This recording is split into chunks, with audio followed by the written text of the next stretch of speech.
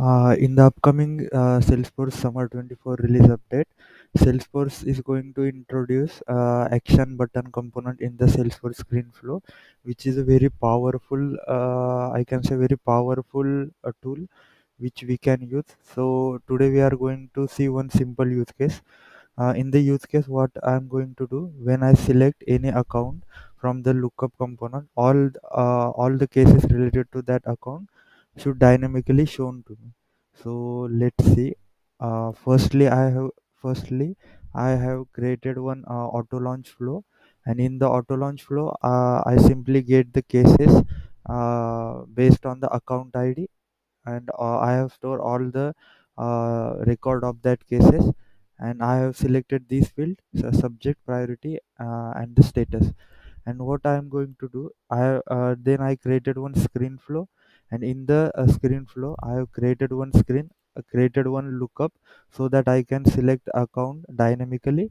And here you can see the action button beta version, the component.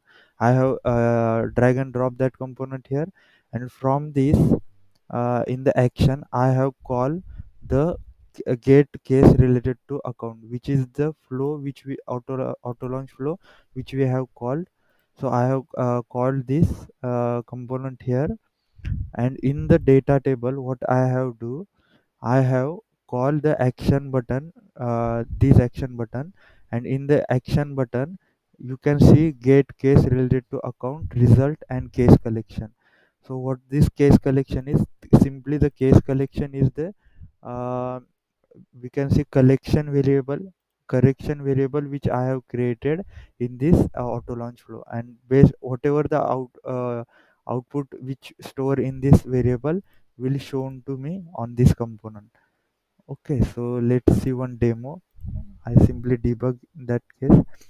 Here you can see I have two account.